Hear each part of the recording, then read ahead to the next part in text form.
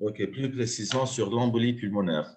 Parce que lorsqu'on parle de l'ange thoracique, c'est très important de connaître et de savoir c'est quoi l'indication, parce que ça peut être une dissection aortique ou un anévrisme de l'aorte. Donc, c'est très bien de préciser que ange thoracique, embolie pulmonaire, pour qu'on puisse choisir le bon protocole et suivre les bonnes étapes pour assurer les critères de réussite et obtenir de bons examens. Donc, pour l'embolie pulmonaire, la chose la plus importante commence par le manipulateur, qui lui-même, il contrôle son examen, c'est lui-même qui maîtrise l'examen. C'est pour cela le rôle du manipulateur, il est très important de connaître l'anatomie, de savoir comment préparer le patient et la salle, bien sûr, préparation et éducation de l'examen, maîtriser le fonctionnement de la machine, optimiser la dose, comme on a vu déjà avec notre ami Alfredo, comment optimiser la dose et faire des examens à basse dose, optimiser le produit de contraste et savoir choisir le bon protocole de produit de contraste sans injecter une grande quantité aux patients, comprendre la prescription et collaborer avec le radiologue, ce sont des choses très importantes.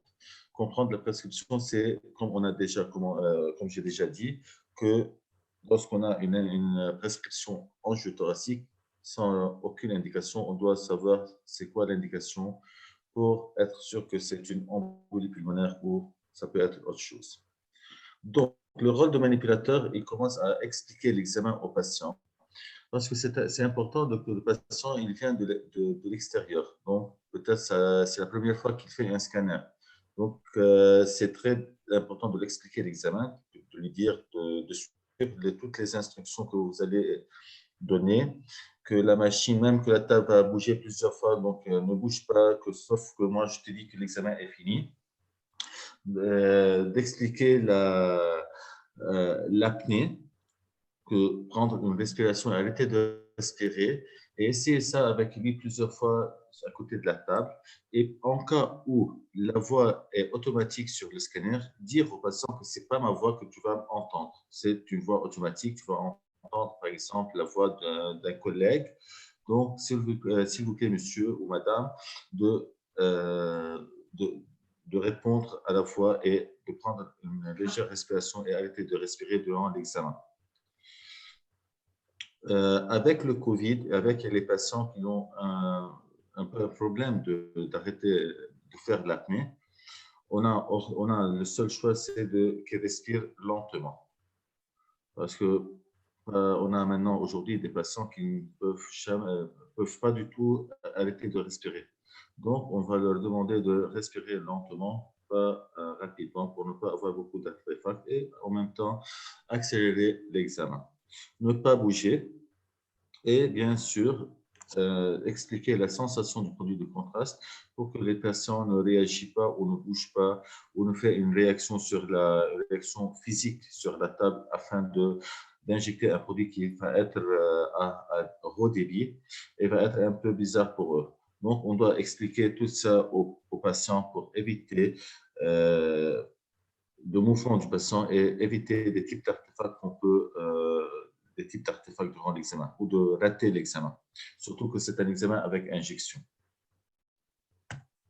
Donc, euh, après, une fois qu'on obtient un patient, même si on est dans une période d'une pandémie, le Covid, donc on doit bien être sûr que la salle est bien préparée, elle est bien désinfectée. Le scanner doit être désinfecté entre chaque patient. Même si on a des patients non suspects, non Covid, patients normaux, c'est obligatoire de désinfecter la machine avant d'admettre un autre patient. Et une fois qu'on va prendre un patient à l'intérieur de la salle, c'est très important pour le confort du patient qu'il trouve la salle bien préparée. Comme vous voyez là, j'ai l'embolie pulmonaire, donc le statif, il est mis. Donc, celui de la tête, il est déjà mis à côté. Tout est bien préparé, l'hygiène, elle est aussi respectée. Donc, le patient va être plus à l'aise et confort avec vous durant l'examen. Préparer l'injecteur aussi avant de prendre le patient et utiliser le protocole et mettre du produit de contraste et du sérum fil. Le sérum fil, il est très important de l'injecter après le produit de contraste. Et aujourd'hui, par rapport au sérum fil, on ne l'injecte pas seulement dans les examens, parce que même avec les examens avec injection, c'est mieux d'injecter du sérum fil parce que euh, ça réduit la quantité du produit de contraste et ça dilue aussi le produit pour éviter ce type de concentration forte dans l'examen. Et par rapport aux patients âgés, le produit de contraste avec sa molécule large, il colle à la paroi interne de la veine. Donc, ça peut causer de la vénite chez quelques patients. Donc, le produit de contraste injecté suite à l'injection du produit de contraste, le sérum fil va décoller le produit de la veine, de la paroi interne de la veine. Donc, on va aussi éviter d'avoir de la vénite pour le patient. Donc, on a déjà deux raisons de ne pas avoir ce type d'artefact. La vénite, réduire le volume de produit de contraste. Donc, on peut réduire le volume de produit de contraste de 10 à 15 cc. Et bien sûr, la quatrième chose, c'est qu'elle va aider aussi les reins à éliminer la molécule après injection. Parce que déjà, on demande toujours aux patients de boire de l'eau après les injections du produit. Donc, cette quantité de sérum film va nous aider aussi à éliminer au niveau des reins le produit. Donc, on passe à la préparation du patient. Bien sûr, le patient, on doit avoir la créatinine du patient. C'est une chose obligatoire, même si c'est un patient Covid. Rien n'est en urgent. On peut attendre une demi-heure de plus pour qu'on aille la créatinine. Un patient non Covid qui vient de chez lui n'est pas en urgence. Pourtant, toujours l'embolie pulmonaire est urgence. Donc, on doit collaborer avec l'urgence pour mettre une canule de 18G, parce que là, on doit injecter 4 à 5 cc au minimum pour l'embolie pulmonaire. 4 à 5 cc, on ne pourra pas le faire avec. On doit le faire avec une canule verte qui est 18G. D'abord, pour assurer une meilleure injection. Et deux, c'est mieux par rapport au confort du patient. Aujourd'hui, lorsqu'on injecte avec un 18G, l'injection va être moins douloureuse même au patient. OK? Surtout parce qu'on injecte avec un haut débit. Plus on augmente le débit, plus on a besoin d'une calibre, d'une canule plus large pour qu'elle soit moins douloureuse au patient. Comme lorsqu'on prend un tuyau dans le jardin, plus on ferme sur le tuyau, plus on a la pression de l'eau qui devient plus forte. Et c'est la même chose, plus on réduit la calibre de la granule, plus la pression va être plus forte et ça va être plus douloureuse. Et par rapport au point de l'injection, c'est au niveau cubital, droite et pas gauche, droite, pas gauche. Pourquoi au niveau cubital, pas au niveau radial? C'est pour la même raison, parce que la veine cubitale, elle est plus large que la veine radiale. Et en cas où on aura des extravasations, donc ça va être beaucoup moins dangereux. Donc là, on vous montre une image que l'injection a été faite au niveau du bras gauche. Donc, on a eu ce type de produit de contraste qui va croiser le thorax pour arriver à la veine cave supérieure. Et de plus, on aura le type d'artefact qui va masquer peut-être durant l'examen des anatomies ou un diagnostic que je ne pourrais pas le voir à cause de cet artefact. Donc, comme on a déjà dit, on a des patients qui viennent de l'urgence, comme on a des patients qui viennent des services, des patients hospitalisés, que déjà ils ont leur granule déjà mise dans le service. Donc là, on pourrait pas les injecter. On doit collaborer avec les services de les repiquer avec une granule, avec une canule de 18 avant de les prendre dans le service de radiologie. Et bien sûr, au niveau de la veine cubitale droite. Donc, comme déjà parlé au niveau de la cubitale, parce que la veine cubitale elle est plus large que la veine radiale. Donc, comme vous voyez, j'ai eu une extravasation. Au niveau cubital, j'ai les muscles.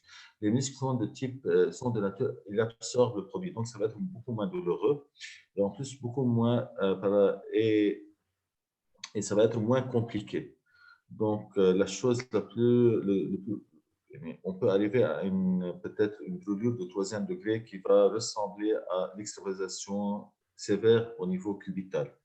Mais par rapport au niveau radial, si on aura une extravasation qui est beaucoup plus compliquée, pourquoi? Parce qu'on a la peau et l'os, et entre la peau et l'os, on a les veines et les vaisseaux et les nerfs.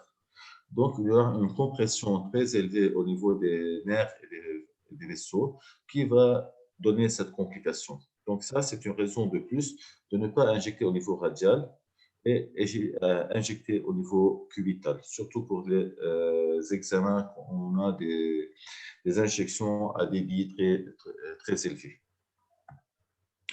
Donc, les types d'artefacts que je peux obtenir durant un examen d'embolie pulmonaire, elle peut commencer par la veine cave supérieure, et ça peut être surtout si on n'injecte pas du sérum fil. Donc, le produit va être très concentré et ça va me causer un type d'artefact. L'injection du côté gauche qui va croiser, comme on a déjà vu, le thorax et va aussi causer un type d'artefact. Si on ne va pas bien, si on n'explique pas au patient bien, au patient de ne pas bouger, on aura, le mouvement va nous donner un type d'artefact aussi qui va être gênant sur l'examen. Et surtout l'apnée, si le patient respire durant l'examen, et là c'est le plus gênant, qu'on aura un artefact qui va, on rate tout l'examen. Donc, une fois qu'on met le patient sur la table pour prendre le centrage, donc le positionnement du patient est important parce que c'est de cette étape où on commence la réussite de l'examen, où on va définir l'isocentre de l'examen. L'isocentre de l'examen, lorsqu'on parle de l'isocentre, c'est l'isocentre physique, c'est où on va mettre le patient au milieu du champ d'irradiation, au milieu de la S4, de la scan field of view, du champ d'irradiation.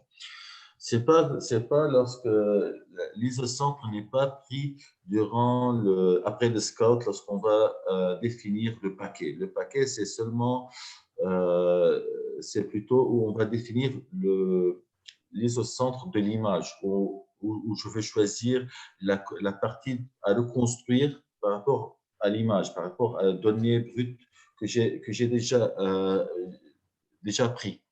Donc, ce n'est pas là-bas où je prends l'isocentre de l'examen.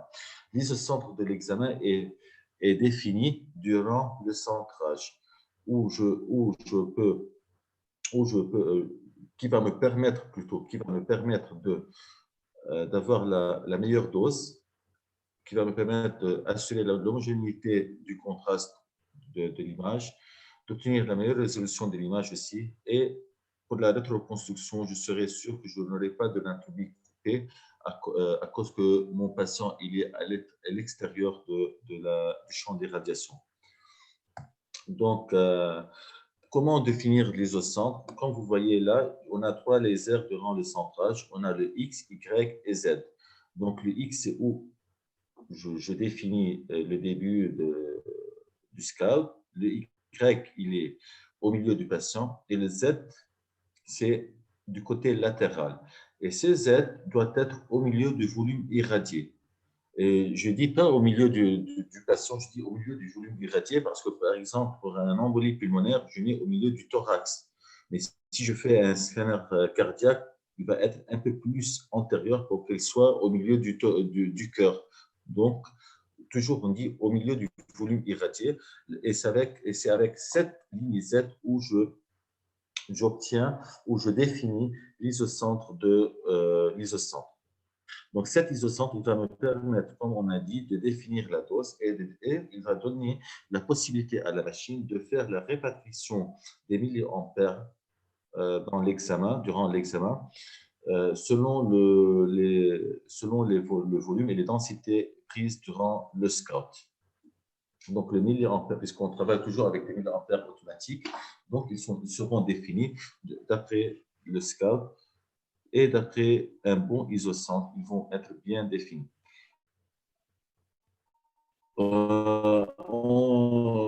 Je vois avec vous, ça c'est une image sur des fantômes qui ont été prises. Donc, comme vous voyez, la première image où j'ai la ligne Z qui est au milieu du volume, j'ai le Hansel Unit à 136, l'indice de prix à 17,9 et la dose à 4,2 mg. Lorsque je me suis éloigné 1 cm de l'isocentre, donc l'homogénéité du contraste, il a diminué à 132. L'indice de prix, il a augmenté à 19,5, on a plus de prix. Et la dose de 4,2 mg a monté à 5 mg. Donc là, avec une différence de 1 cm, j'ai déjà perdu dans la résolution de l'image, j'ai perdu le contraste de l'image, comme aussi j'ai irradié plus le patient.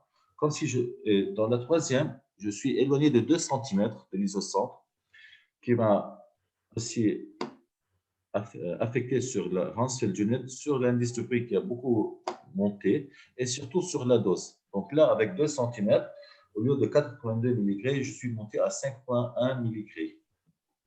Et bien sûr, lorsque je suis hors, ça va beaucoup influencer sur l'indice de prix et la, et la Hansfeld Unit. La dose elle est beaucoup moins, mais je suis hors et je risque là, dans la quatrième image, je risque d'avoir de l'anatomie coupée parce que ça risque bien sûr que ça soit une partie du thorax soit à l'extérieur du champ d'irradiation. Donc, j'aurai une anatomie coupée que je ne peux pas la récupérer en rétroconstruction parce qu'elle sera à l'extérieur du champ d'irradiation. Donc, on passe à l'acquisition. Pour les acquisitions pour les embolies pulmonaires, la chose qui m'intéresse, c'est d'augmenter la résolution temporelle, donc d'avoir un examen rapide. Bien sûr, en conservant une bonne résolution spatiale, qui est surtout reliée à la résolution spatiale dans l'examen d'embolie pulmonaire, elle est reliée à la résolution du contraste et la résolution en densité. Parce que l'important ou mon but dans cet examen est de voir les vaisseaux. Donc, ce n'est pas les organes. Donc, je cherche ma résolution spatiale là, elle dépend de la résolution en contraste et la résolution en densité parce que je cherche une embolie qui se trouve dans les artères pulmonaires. Donc, si je n'ai pas mes artères pulmonaires bien opacifiées, donc je n'ai pas une bonne résolution spatiale dans l'examen. Donc, par rapport au kilovolt, pour les patients moyens et non obèses, on vous recommande d'utiliser une kilovolt de 100 au lieu de 120, qui va vous aider à augmenter le rehaussement et avoir un rehaussement plus important, et même la distalité des artères pulmonaires et les artères pulmonaires fines vont être mieux visualisées avec un kilovolt de 100. Donc, pour les patients moyens et maigres, on peut aller à 100 kV pour avoir une meilleure résolution en densité. Et pourquoi on obtient une meilleure résolution en densité? Parce que la pénétration du rayon va être ça va être faible, plus faible, et donc les rayons, lorsqu'il va détecter, va arriver au détecteur après la pénétration du patient, il va être beaucoup plus faible, qui va nous donner un meilleur, un hyper-signal, si vous voulez, sur l'image. Le milliampérage dépend de la répartition de milliampères automatique, comme on a déjà parlé, il dépend de l'isocentre, une rotation du tube rapide, un pitch élevé, supérieur à 1, alentour de 1,3 et plus, 1,5, une épaisseur de coude de 0,6 pour avoir une meilleure résolution. L'algorithme doit être en standard et un DIFOV qui va couvrir le thorax sans prendre et juste le thorax. Même si on travaille sur les 16 barrettes, ils peuvent seulement couvrir la partie qui couvre les artères pulmonaires. Et par rapport à l'injection, le protocole d'injection et la phase de surveillance, on va les voir ensemble maintenant. Donc, par rapport au protocole d'injection, le protocole d'injection, il dépend de plusieurs facteurs. On a des paramètres qui sont liés au produit de contraste, comme le volume, le débit et la concentration. Et là, pour avoir la meilleure rehaussement ou la meilleure densité du produit de contraste à l'intérieur de la région d'intérêt, qui est les artères pulmonaires, on doit, et avec l'embolie pulmonaire qui est un examen rapide, donc on n'a pas vraiment, et surtout la durée d'acquisition, elle est très rapide, à l'entour de 5-6 secondes, et aujourd'hui avec les machines, les nouveautés, on peut le faire à 2 secondes aussi. Donc d'augmenter le volume pour augmenter le rehaussement n'est plus le cas. Donc, on doit jouer sur les deux autres paramètres qui sont le débit et la concentration. Donc, pour les embolies pulmonaires, toujours on utilise la concentration la plus élevée que vous avez, un débit de 4 à 5, même il y a que dans quelques services qui passent plus que 5 cc. La meilleure c'est 5 cc par seconde. Donc, une haute concentration, un haut débit et un volume qui nous permet bien sûr d'obtenir une bonne concentration dépendant de la machine qui varie entre 40 et 60 cc maximum. Donc, ainsi qu'on a des paramètres qui sont liés au patient. Au patient, lorsqu'on va dire les paramètres liés au patient, ils dépendent de la circulation sanguine et du rythme cardiaque du patient, qui sont reliés à l'obésité du patient. Plus le patient est obèse, plus sa circulation sanguine elle est plus lente. Donc, ça nous demande d'augmenter le débit. Et là, dans ce cas, on ne pourra pas aller à 100 kV, on doit utiliser 120 kV. OK? Donc, on doit augmenter le débit ou bien augmenter légèrement le volume, mais la durée d'acquisition, elle est toujours la même. Donc, dans cet examen, ça ne va rien nous donner pour augmenter le volume. On a l'âge du patient aussi qui donne une circulation sanguine qui est moins rapide. Donc là, on doit aussi la prendre en considération.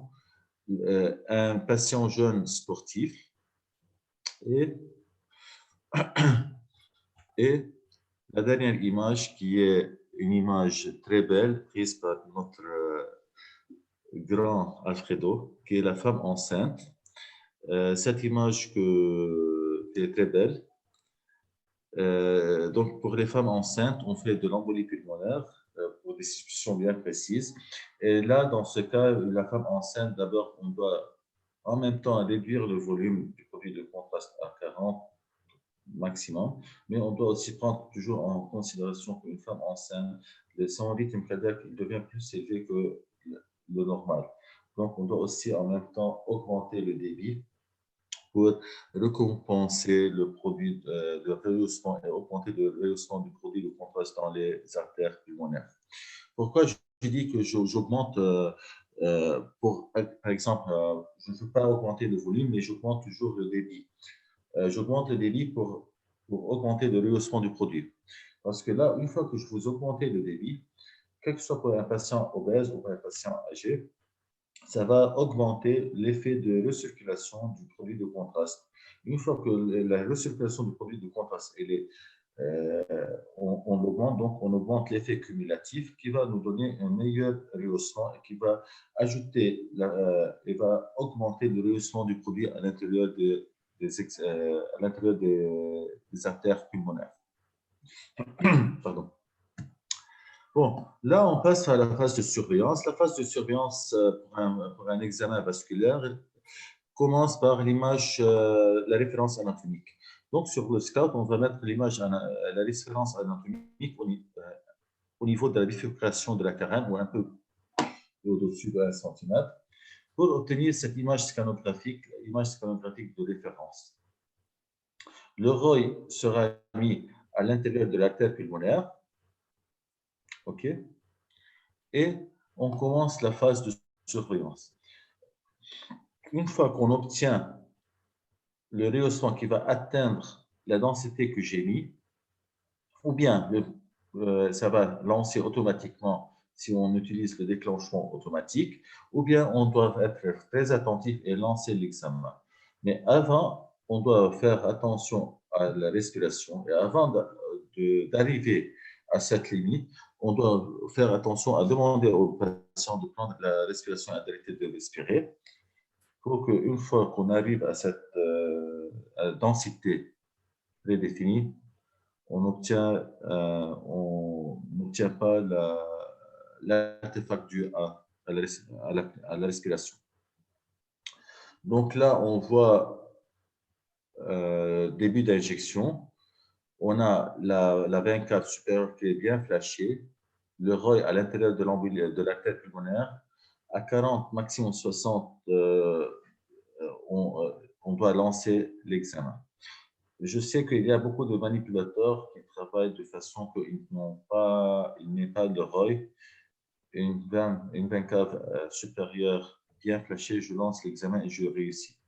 Surtout sur les 16 barrettes, ils le font. Mais avec les 64 et plus, on peut mettre le ROI et 40 Hansel Junet, on lance l'examen et on est sûr qu'on va réussir notre examen. Donc, le paquet, on va le mettre pour couvrir la zone principale du thorax pour réduire surtout le maximum la durée de l'acquisition et avoir le meilleur rehaussement. Là, je pars pour les 16 barrettes. Mais en cas où vous avez des 64 barrettes et plus, donc votre examen il est de 2 à 3 secondes, vous pouvez prendre tout le thorax. Alors, pour les centres où ils ont les 16 barrettes, on prend seulement ce paquet qui couvre la partie initiale des artères pulmonaires. Et en cas où le médecin radiologue souhaite avoir tout le thorax, on fait un deuxième passage rapide pour prendre tout le thorax. Donc là, vous voyez l'artère pulmonaire bien opacifiée, ce qui dit que j'ai réussi mon examen. Le protocole d'injection, on prend entre 40 et 60 cc. 40 cc, c'est lorsque je parle des machines de 64 barrettes et plus. 60 cc, c'est surtout pour les machines de 16 barrettes.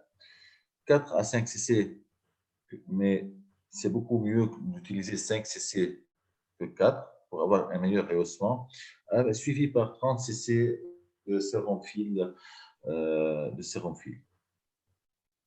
Donc, les critères de réussite d'un examen d'embolie pulmonaire, c'est d'obtenir la meilleure résolution en contraste. Donc, c'est le contraste, parce que c'est d'après lui, je définis la résolution spatiale, donc pour mettre en évidence une embolie.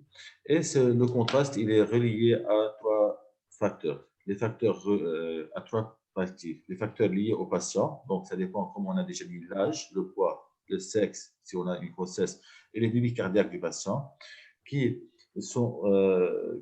doivent être prises en considération par rapport au protocole d'injection, donc par rapport au volume, le débit, le voie d'abord, on ne doit pas oublier la tête cubitale à droite et les concentrations du produit de contraste qui doit être toujours à la plus grande concentration.